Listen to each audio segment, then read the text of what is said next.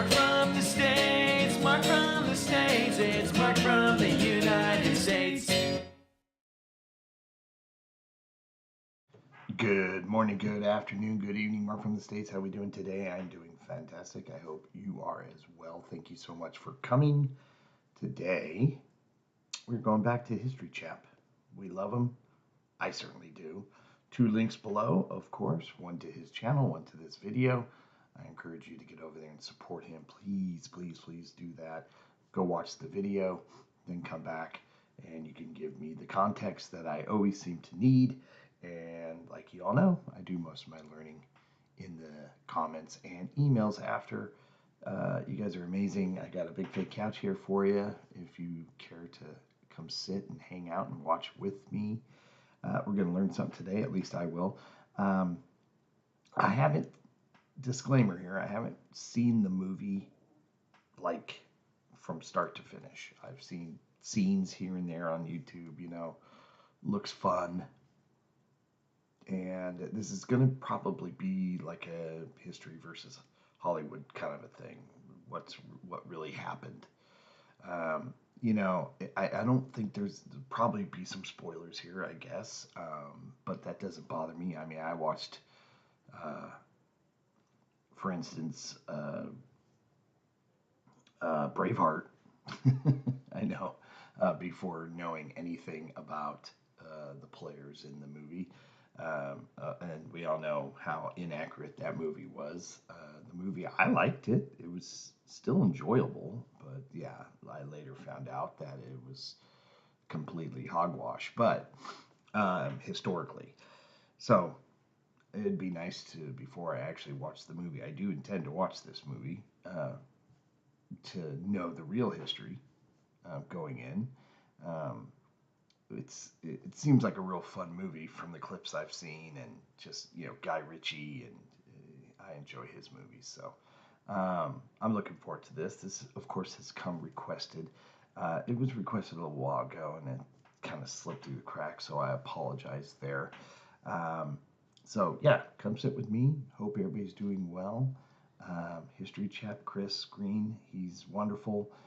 Hopefully, trying to get an interview with him, I think, would be pretty awesome if we could ever make that happen. Pretty cool. Anyway, let's find out the real story here. All right, let's do it. I'm not sure if you've seen the latest Guy Ritchie film, The Ministry of Ungentlemanly Warfare.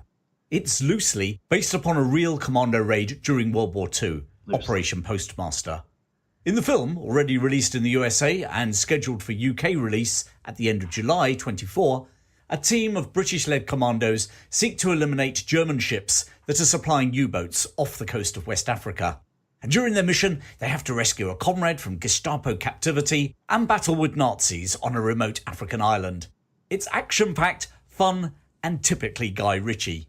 But viewer Alison Randall has contacted me to ask, how close is it to the real events? So, I've done some research, and Alison, this is the real story of Operation Postmaster in 1942, when British commandos entered a port in a neutral country and stole 3 enemy ships. Stole 3 enemy ships. Okay, the guy down here in the bottom left corner. Let's see the mouse. This guy here. He looks familiar. He's an essay. I think either I've watched a video or we've watched a video. I can't remember. On, or at least some of the video, Battle Guide, that wonderful channel that we've learned from before. Landers? Is his name Landers? He's a SAS, I believe. I think that video was the story of him. I think he ends up dying in action there in the video, but he looks really familiar. Interesting. So it's loosely based, which they say that saying so they can just kind of tell their own story. Really, so it's not going to be very accurate, I assume, the movie, historically. The real events are like a James Bond movie, with incredible daring, plausible denial, an assortment of decorated war heroes, a director called M, and a certain Ian Fleming. James Bond. The film's scriptwriters claim that it's loosely based upon Operation Postmaster, with a Rotten Tomato rating of 70%, when even Braveheart got 76%. Oh no. Oh no. Let's just say it's the word loosely that you have to bear in mind. Apart from some additional characters, and the fact that the commandos were fighting Nazis in West Africa when they were never there, I don't want to nitpick, but rather explore what really happened in World War II, because it's arguably even better than the film. On the 9th of August 1941, a Brixham trawler named the Maid of Honour left Poole Harbour in England. Brixham trawlers were historically strong and robust, and the Maid of Honour needed to be, because she was embarking on a top-secret 3,000-mile journey, Operation Postmaster. Operation Postmaster was organised and carried out by the Special Operations Executive, SOE. SOE were a clandestine force sanctioned by Winston Churchill, whose remit was to carry out espionage and sabotage behind enemy lines, and to use Churchill's words, set Europe ablaze. But it wasn't just Europe that they wanted to set ablaze. Brigadier Colin Gubbins was the Director of Operations and Training, SOE, and went by the code name M. And he cast his eyes thousands of miles away from Europe.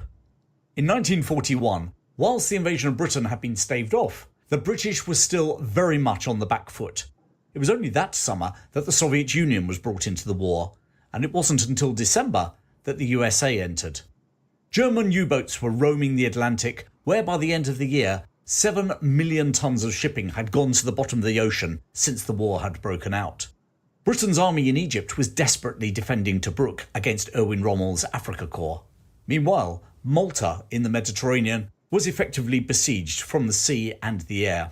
And thanks to that Axis air and sea dominance in the Mediterranean, the only way the British could supply her army in Egypt was by sending ships all the way round the tip of Africa. When people think about the Battle of the Atlantic, they tend to focus on the routes between Britain and North America. But what most people forget, or don't even know, was that German U-boats were also operating in the South Atlantic, off the coast of Africa. Going all the way down to South Africa, they attacked unaccompanied cargo ships carrying supplies to Britain. But their very presence meant that they could also attack troop convoys heading from Britain via the Cape to the war in Egypt. It had long been suspected that German or Italian ships were acting as the eyes and ears for the U-boats, spotting prey and passing on the information. The British decided that any such vessels off the coast of West Africa were to be found and eliminated. Enter top secret Operation Postmaster. The Maid of Honour was heading to West Africa to seek out any supposedly civilian vessels which were actually acting as eyes and ears or supply vessels for the U-boats. The 5-man crew were all members of 6-2 Commando, a very irregular group of fighters. The sort of men who didn't think, act or fight like most soldiers, and many of them would end up in the Special Air Service later in the war. They were commanded by Major Gustavus Henry March Phillips, known as Gus, a veteran of the retreat to Dunkirk. On his return to Britain, he'd jumped at the opportunity to join the commandos. It was on the beaches at Dunkirk that March Phillips had met Captain Geoffrey Appleyard. He was recruited to 6-2 Commando, and now he too was on the Maid of Honour. Appleyard, who celebrated his 25th birthday just before the raid, had joined the army shortly before the war. This Yorkshireman had gained a first-class degree from Cambridge University in engineering, and he represented both Cambridge and Great Britain at skiing. Even before this operation, he had been awarded a military cross in a previous commando raid. Also on the Maid of Honour was Captain Graham Hayes. In the film, his name was changed to Harry Hayes for some reason. They were fortunate to have, on such a long ocean journey, a member of the crew who actually knew about ships. 20-year-old Private Anders Lassen was serving in the Danish Merchant Navy when his homeland was invaded in 1940. Anders, not Landers. Anders. Yes, he looks really familiar from that video I think I've seen. I wonder why they changed the guy's name. I wonder what the story there is. Why they felt they needed to change his name. Interesting. Making his way to Britain, he enlisted in the commandos. They sailed through the Bay of Biscay and along the western coast of Africa, passing the Spanish Canary Islands. Whilst the film features a raid on a German base on the Canary Islands, in reality they didn't visit the islands, nor for that matter were there any German bases on what was neutral territory. And the Maid of Honour continued on her journey. Their ultimate destination was in the Gulf of Guinea near Nigeria and the Spanish-owned island of Fernando Po. Because SOE had identified 3 very suspicious vessels in the harbour there. Fernando Po, now called Bioko, is about 30 miles from the African mainland. And since the victory of General Franco in the Spanish Civil War, he'd installed a loyal fascist to govern the colony. Not only was he loyal to the Spanish fascists, but the governor was also sympathetic to both the fascist Italians and Nazi Germany. And there in the island's main harbour at Santa Isabel lay 3 ships from those nations. The largest was an Italian merchant vessel, the 7,800-ton Duchessa d'Aosta. She had aroused the interest of British intelligence because she seemed to have a very large radio mast for a ship of her size and character. And as Italy was on the Axis side, SOE believed that she might be signalling the whereabouts of Allied convoys to lurking German U-boats. Interestingly, whilst the Duchess d'Aosta's manifest listed a whole series of harmless commodities in her hold, the last page had been ripped out. And despite repeated requests from the Spanish authorities, the ship's captain refused to either supply the page or explain what goods had been listed on it. Did that missing page contain supplies for U-boats? Or maybe even engineering equipment that could be used for repairs? The second boat in the harbour that raised their suspicions was a 200-ton German tug called the Likomba. With a German crew, she was perfectly able to assist any U-boat that was in trouble and potentially tow it to a safe haven for repairs. Yeah. The third suspicious vessel was a diesel-powered barge, the Babundi, which was moored alongside the German tug Likomba. Although SOE were unable to ascertain if she was also German or neutral Spanish, she never moved from the harbour, and her proximity to the German vessel, along with the camaraderie between the 2 crews, set alarm bells ringing in London. All 3 vessels could be acting as eyes and ears, but equally they could also be helping to supply and repair U-boats in the vicinity too. I'm curious, how did they get this information? Did they have somebody down there already kind of spying around? I mean, I'm guessing, right? Babundi. It's fun to say. Yeah, that's pretty shady. The guy's not going to explain what was on that page. Interesting. It was decided that the 3 enemy vessels, based in a neutral but fascist-leaning port on a vital wartime shipping route, needed to be taken out. The problem for the British was they could hardly launch a naval or air attack on a neutral country without serious repercussions. The obvious solution would be for frogmen to enter the harbour and attach mines, but the harbour was so shallow that the vessels would only sink a few feet and could therefore be easily salvaged. Back in London in the summer of 1941, Major Gus March Phillips and Brigadier Gubbins, M, had been scratching their heads. How could they eliminate those ships without causing an international incident? March Phillips and M were joined by an officer from Naval Intelligence who was acting as the liaison point between SOE and the Admiralty. His name was Lieutenant Commander Ian Fleming. Ring any bells? I think so. Yeah. Sounds familiar. The problem for the 3 men was that Fernando Po was a neutral port. Whatever plan they came up with, it could not have any British fingerprints on it. An overt British violation of Spanish neutrality could push Franco into joining the war on the side of Hitler and Mussolini. And if that happened, there was little the British could do to hold their colony at Gibraltar. And if that fell, the fate of the besieged island of Malta would also be sealed. And who knows what that would mean in North Africa. Moreover, if U-boats and German planes could use the Spanish Canary Islands, the U-boat war in the Atlantic could take a decidedly downward turn for Britain. They devised what was termed a cutout operation. In other words, they would seize the vessels and sail them to a nearby British port. The challenge for SOE was to seize the ships without overtly being a British operation. It needed a level of deniability which the regular armed forces didn't do, and also a plausible reason as to why 3 Axis ships previously moored in a neutral port had suddenly ended up in British hands. The plan the 3 of them came up with could have come from one of Fleming's later James Bond novels. March Phillips would lead a small team into Or a Guy Ritchie movie. Yeah? the harbour at night, board the 3 vessels, lock up the crews below decks, and use explosives to blow their anchor chains. To ensure as little opposition as possible, the ship's officers would be attending a party in the town. 2 British tugs would then pull the vessels out of the harbour in the dead of night and head out onto the open sea between the Spanish colony and British Nigeria. Oh, there, boy. they would be intercepted by the Royal Navy, who would announce that the crews had mutinied, blown their own anchor chains whilst their officers were away from the ships, and were attempting to sail back to Germany and Italy respectively.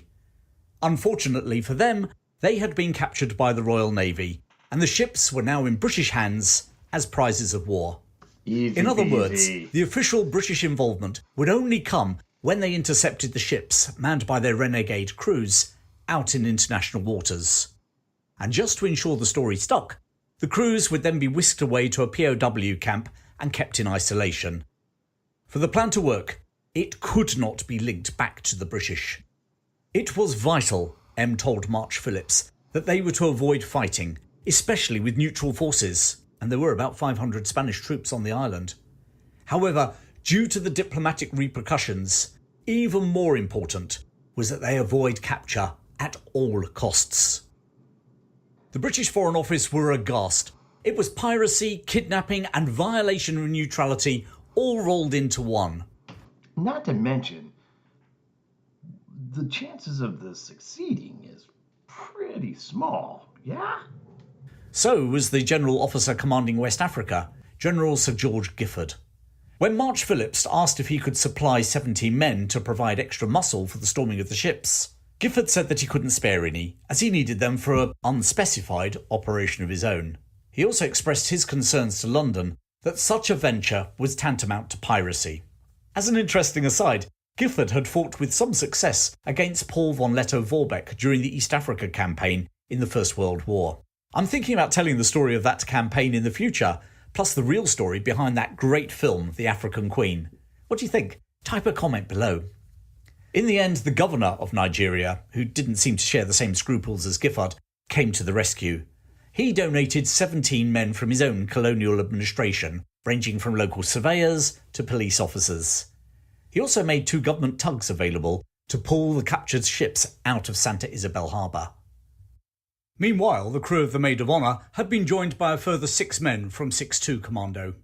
Finally, despite their misgivings and harangued by Churchill, the Foreign Office gave approval for the operation in January 1942. 5 days later, on the 11th of January, the 2 tugs, carrying the 11 men of 6-2 Commando, plus their 17 locally recruited backups, slipped their moorings and headed out towards Fernando Po. During the preceding weeks, 2 SOE agents had travelled to the Spanish colony. Leonard Guise officially arrived carrying diplomatic mail from Nigeria to the British consulate on the island. And whilst there, he just happened to innocently row round the harbour, estimating the diameter of the anchor chains holding the 3 ships. He then travelled back to Nigeria, where he gave the measurements to March Phillips, who calculated the size of explosives needed to blow the ships free. I mean, what are the odds? You're just out cruising the harbor, enjoying the scenery, and you just happen to notice these things? I mean, surely that's very plausible. I love this. This has been great so far. Meanwhile, another SOE agent, Richard Lippett, had got himself a job with a British trading company with offices in Fernando Po.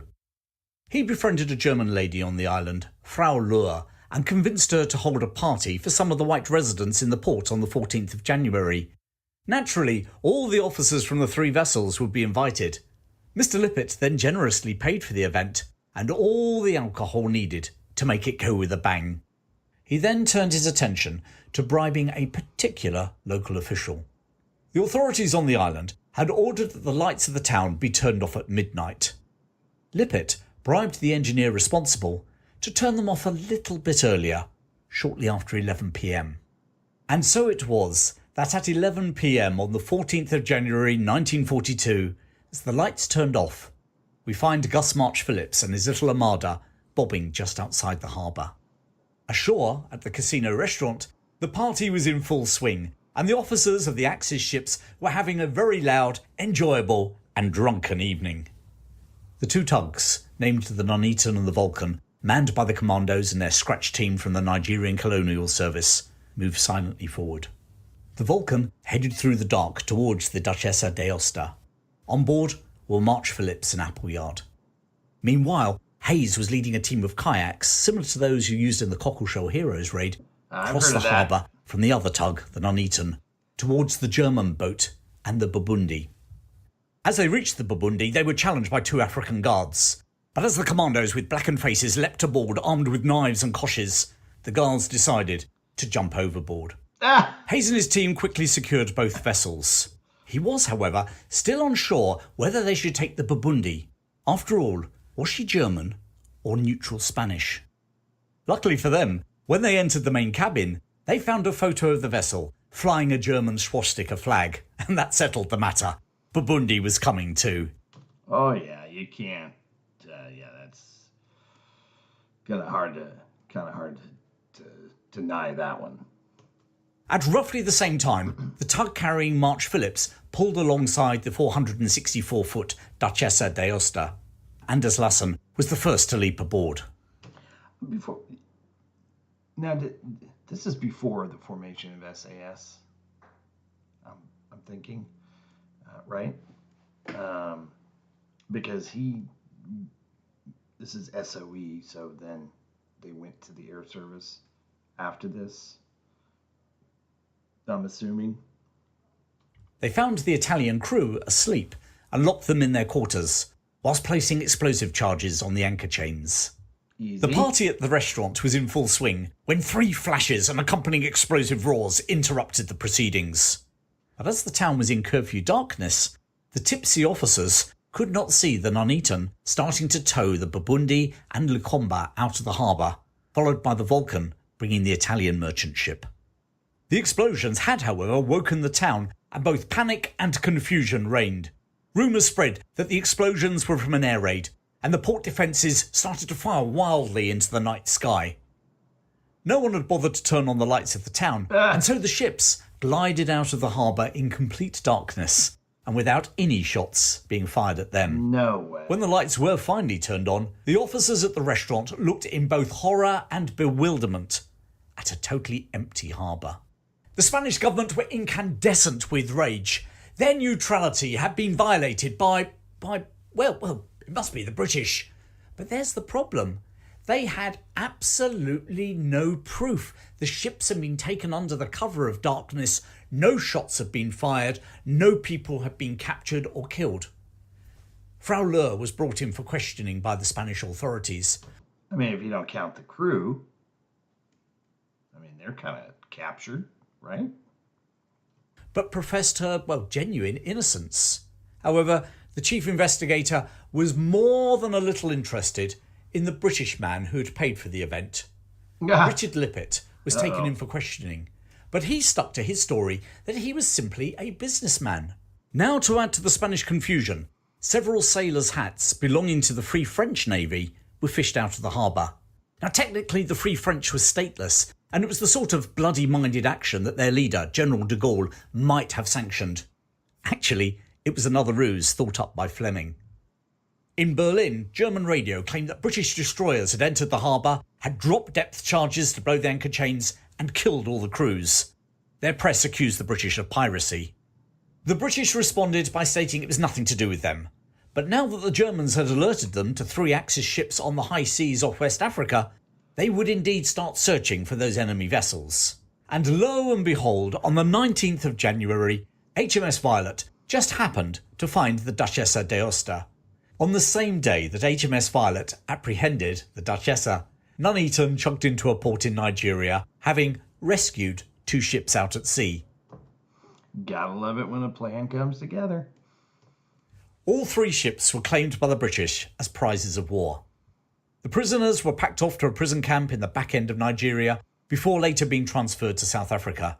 By the time their story finally came out, Italy had been knocked out of the war. Back in Fernando Po, Richard Lippett was released, but told he couldn't leave the island as the authorities wanted to question him again. But before that happened, he'd got hold of an African canoe and paddled the 30 miles to the Nigerian mainland. Whilst a relatively small action within the whole Second World War, Operation Postmaster was crucial in proving the value of the SOE.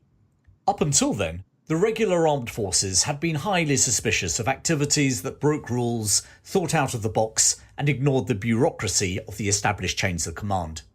And yet, the operation had been an outstanding success. 10,000 tons of Axis shipping had been captured. Not a single life had been lost on either side, and 29 prisoners had been taken.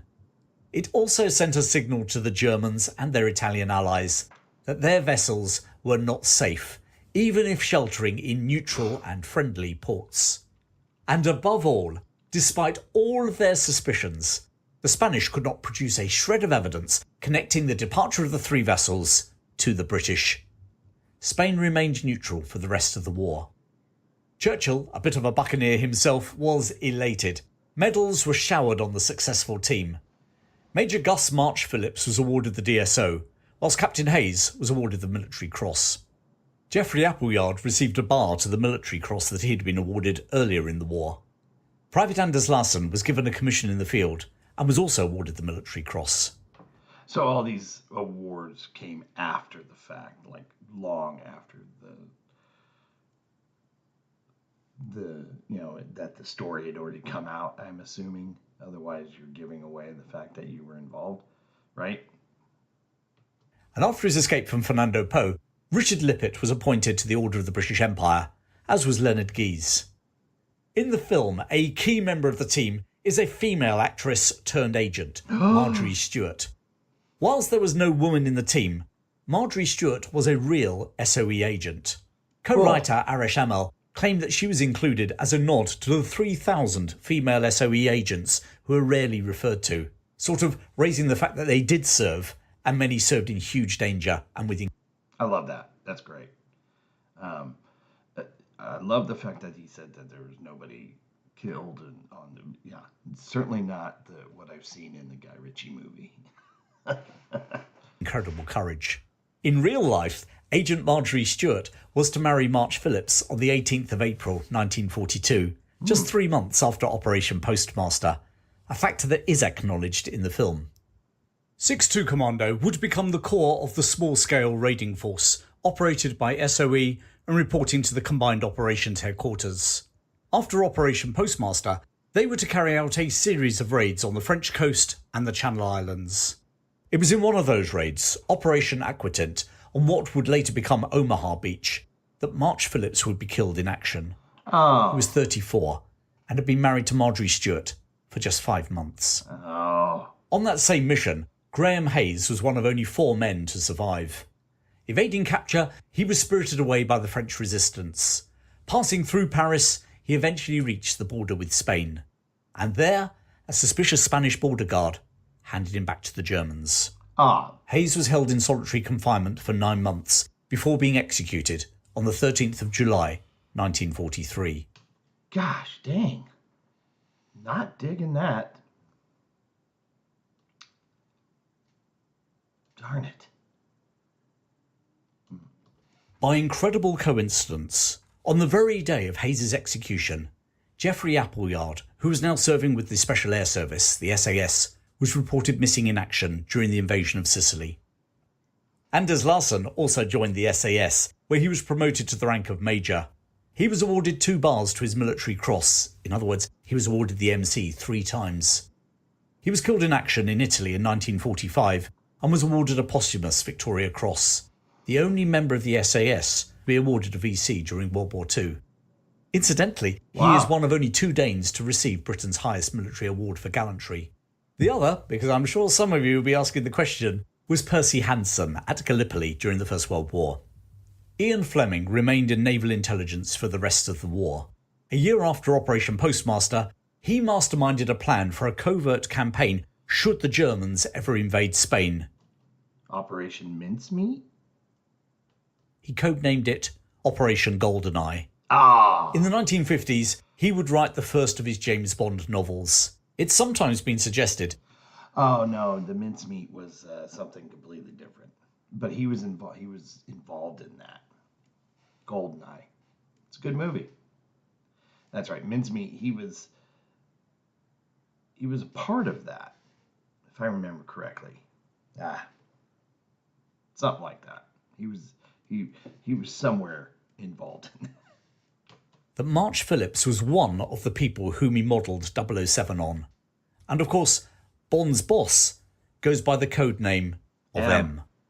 Marjorie Stewart would return to acting in film and theatre through the rest of the 1940s and 50s, although never hitting the big time. She died in London in 1988, aged 76. Wow. The Duchessa d'Aosta would be reflagged and renamed the Empire Yukon. With a delicious sense of irony, she served as an Allied troopship for the rest of the war. And at the end of the war, she was reassigned to the Canadian government, who sold her to an Italian company. She was scrapped in Italy in 1952, sort of bringing her career full circle. And what of the Maid of Honour? Well, she was left in Nigeria, and she disappeared from history. Ah. And as for the film, The Ministry of Ungentlemanly Warfare, well, there are massive deviations from events and characters that are completely fictitious. But then, it never pretends to be a documentary. It's meant to be fun, and maybe it should be viewed in that light. Right. And finally, if the film hadn't been made, maybe I wouldn't have had the motivation to tell, and you wouldn't know, the real story of Gus March Phillips and the rest of the men involved in the incredible Operation Postmaster. Now, if you want to learn about another British commando raid in the Second World War that was made into a film, then watch my video about the Cockleshell Heroes. There's a link appearing, well, about now. Please hit the like button, there it is. Make a comment, and don't forget to subscribe so you don't miss future episodes. Finally, a big thanks to John, Eric and Alison for your support, and details on how to support the show are in the description. Go support Chris over at History Chap. It's really important that you do so. Yeah, we've seen the Cockleshell Heroes episode. Yeah, the movie is nothing like the actual. Apparently, from what I've seen of the movie, there's a lot of people who do not survive, to say the least. But now that I know like somewhat of the core players in this and what really happened, I can't believe it actually worked. But then again, how many videos have we watched and learned from that the British come up with some crazy idea like the video he's promoting, and it works like all the time. And this, I would imagine, worked exactly like they wanted it to. So I guess some plans do work out exactly how you draw them up. Interesting. Great video, though. It does make me want to see the movie more now that I have some sort of brief context backstory of who the players are. And I'm a little bummed. I knew Anders largely. I knew he was killed in action later on, but to see all those other guys not make it, that's a bummer. And cool that the movie kind of does a tip of the cap to all the women who were involved in the SOE, right? So yeah, great video. Please go support him. The links below will get you over there. I encourage you to get over there and support him. And if you haven't subscribed to his channel, What's taking you so long? Gotta do it. So much good stuff. Hope everybody's happy, healthy, and safe. Thank you so much for coming and hanging out with me. Have a great day, everybody. See you in the next one. All right, bye. Mark from the States, Mark from the States, it's Mark.